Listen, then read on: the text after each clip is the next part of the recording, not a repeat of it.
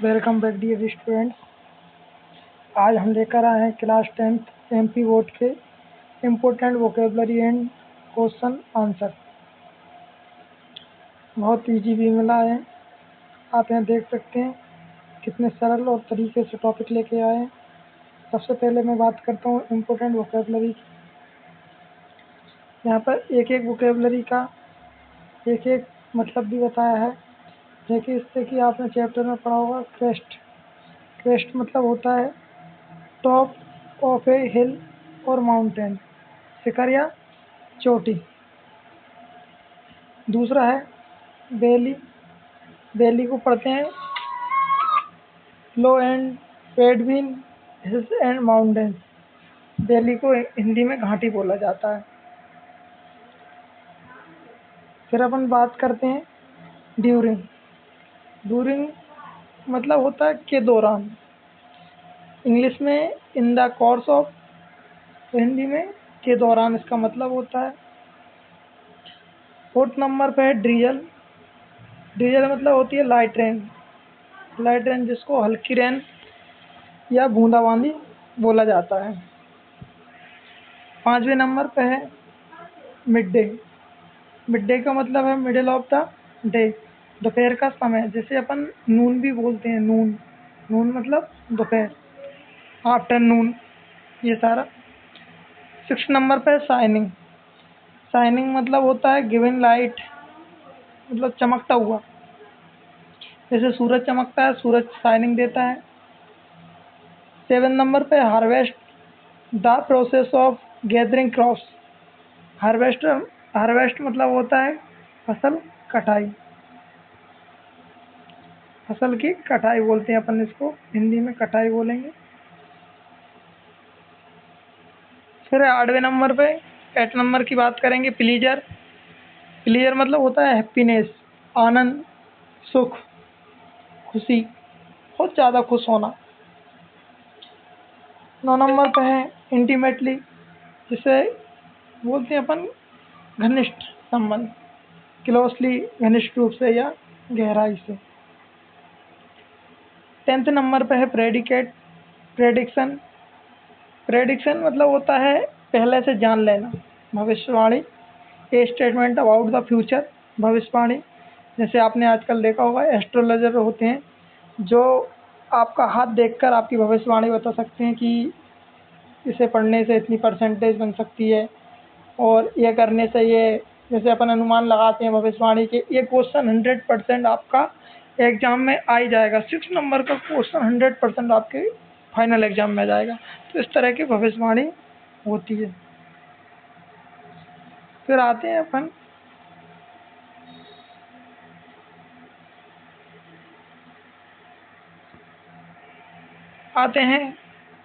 सोलेट्री। सोलेट्री मतलब होता है अकेला। वहाँ पर जिस वैली पे उसका मकान था, पूरी घाटी पे एक अकेला मात्र था। हाउस, प्लेस फॉर लिविंग, रहने का घर, रहने के लिए जो जगह होती है उसको अपन घर बोलते हैं। Conscience, inner sense of right and wrong, अच्छाई और बुराई जानने से अंतर आत्मा, अपनी अंतःकरण, जो अंदर अपन आत्मा से अच्छा और बुरा समझने का अपना सेंस होता है। कंटेनमेंट मतलब संतोष, satisfaction. Hailstone, small balls of ice falling from the sky, जिन्हें ओले बोलते हैं। एक्सक्लेम, एक्सक्लेम मतलब होता है आश्चर्यचकित। टू क्राई आउट, सडनली चिल्लाना या आज से प्रकट करना। होप मतलब होता है आशा। इंग्लिश में believe that something good will happen, Asha. Entirely मतलब पूरी तरह, कंप्लीटली, पूरा का पूरा। शोअर, शोअर होता मतलब तेज बारिश, एकदम से अचानक से जो बारिश आती है बड़ी बड़ी बूंदों की, वो होती है तेज बारिश। फील्ड, फील्ड मतलब होता है खेत।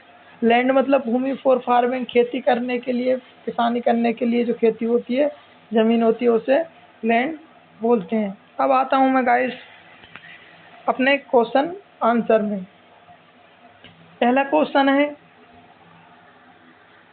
पहले क्वेश्चन की बात करेंगे अपन। तो पहला क्वेश्चन है व्हाट लेंचो हॉट फोर। अगर कोई विद्यार्थी इसका स्क्रीनशॉट लेना चाहता है तो आप ले सकते हैं, ले लीजिए। 5 मिनट तक 5 सेकंड का टाइम हम देते हैं, नहीं तो आगे अपन क्लास जारी करते हैं। What did Lencho hope for, पहला क्वेश्चन है अपना, what did Lencho hope for, Lencho को क्या आशा थी। अब लेंचो को भगवान से आशा थी कि Lencho hope for a downpour, downpour मतलब होती है तेज बारिश, और एटलीस्ट या शोर या हल्की सी, to help his ripe corn field yield a good harvest मतलब होता है अच्छी फसल, एस जैसे the rain was vital for his crop. तो जो लेंचो था उसको उसकी मक्का, ताकि मतलब लेंचो को तेज बारिश की आशा थी या फिर कम से कम हल्की फुहार की, ताकि उसकी पकी हुई मक्का की फसल अच्छी तरह तैयार हो सके, क्योंकि फसल के लिए विटल फॉर हिज क्रॉप, वर्षा बहुत ज़रूरी थी। आगे अपन बात करते हैं सेकंड क्वेश्चन में है, वाई डिड लेंचो से the raindrops were like new corns, Lencho ने ये क्यों कहा कि जो बारिश है उसकी बूंदें हैं वो उसे पैसे के समान, उसकी तुलना नए सिक्कों की तुलना क्यों की। तो ही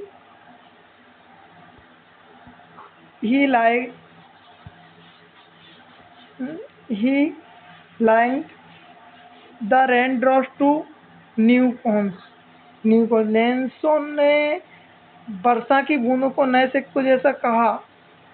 बिग ड्रॉप्स वर 10 सेंट मतलब बड़ी बूंदें 10 पैसे की, और स्मॉलर वन लाइक 5 पैसे, और छोटी बूंदों को 5 सेंट सिक्कों जैसी। बिकॉज क्योंकि the rain promised property and A good harvest, क्योंकि बारिश उसे समृद्धि और अच्छी फसल का दावा कर रही थी। आगे आते हैं अपन थर्ड नंबर के क्वेश्चन पे, how did the rain change कैसे हुई। ठीक है, व्हाट हैपेंड टू लेंचोस फील्ड, और लेंचो की फील्ड को क्या हुआ। अब देखो, initially the rain seemed beneficial, but जो शुरुआत में उसकी जो बारिश की बूंदें थी उसे लाभदायक लगी, बट लेकिन इट टर्न इनटू बदल गई, इनटू ए हेलस्टोन काय में, ओलों में, अलोंग विद वाइंड और तेज हवा में, हेलस्टोन लाइक फ्रोजन पील मतलब होता है जमे हुए मोतियों जैसे, डेस्ट्रो his cornfield and flowers in just an hour, उसकी 1 घंटे के भीतर उसकी मक्का फूलों की फसल नष्ट कर दी थी। फोर्थ नंबर का क्वेश्चन है, what were Lencho's feeling when the hail stop, जब वो ओले बंद हुए तो लेंचो ने कैसा महसूस किया या कैसा हुआ। अपना आंसर है, Lencho was utterly shattered and saw a bleak future, his harvest ruined, food scarce and several uncertain। ओलावृष्टि रुकने के बाद लेंचो पूरी तरह टूट गया, उसे भविष्य अंधकार में लगने लगा, फसल नष्ट हो गई थी, भोजन की कमी हो गई थी और जीवन संकट में था। फिफ्थ नंबर का क्वेश्चन है, हु और what did Lencho have faith in, Lencho को किस पे आस्था थी, व्हाट डिड ही डू और उसने क्या किया। तो भैया आप सबको पता होगा, a letter to God, letter chapter का नाम ही है कि एक पत्र गॉड के नाम। आप देख सकते हैं कि लेंचो को कितना भरोसा था कि आप आंसर में देखो, Lencho had unwavering faith in God, Lencho को भगवान पे बहुत ज़्यादा भरोसा था, मतलब कहते हैं ना अटूट वह विश्वास था। बिलीविंग ओनली गॉड, उसे आस्था थी। वुड गॉड हेल्प हिम, कि भगवान उसकी मदद करेंगे। ही रोट ए लेटर, उसने एक पत्र लिखा। asking for 100 पैसेस, और उसने पैसेस मांगे। सो द फील्ड, फसल बोने के लिए। Again and support his family until the next harvest, ईश्वर को पत्र लिखकर 100 पैसे मांगे ताकि वह फिर से बीज बो सके और अगली फसल तक परिवार का पालन पोषण कर सके। अगला क्वेश्चन है guys, who read the letter. आप देख सकते हैं the post master read the letter, ये लिख दोगे, ये भी सही है। एंड अगर ये लिख दो कि the post master and the postman read the letter, देखो भैया ऊपर जो एड्रेस था लिफाफे के ऊपर, वो पोस्ट मास्टर ने ही पढ़ा था कि the post master read the letter. अगला क्वेश्चन है अपना कि what did the post master do then, post master ने बाद में क्या किया लेटर पढ़ने के बाद में। आप सबको पता होगा कि टू प्रेसर्व लेंचोस फेथ, तो लेंचो के विश्वास से वो प्रभावित हुआ। कौन हुआ? The post master collected money, उसने पहले तो वो हंसने लगा था भैया आप सबको, लेकिन लेंसो के विश्वास बनाए रखने के लिए जो पोस्ट मास्टर है कुछ पैसे कलेक्ट किए उसने। किसने? गिविंग हिम हिमसेल्फ, खुद ने दिए पहले। पूलिंग कंट्रीब्यूशंस फ्रॉम कलीग, और उसके कलीगों से, साथियों से। एंड फ्रेंड्स, दोस्तों से। And mail it to Lencho sign it as God, और उसने मेल किया, इस में पैसे इकट्ठे करके क्या किया? मेल किए, और उस पैसों के जो लिफाफा था लेंस ईश्वर के साइन करके लेंचों को भेज दिए। अगला है अपना second last question, why was Lencho angry when he received only 17 pesos। तो डिस्पाइट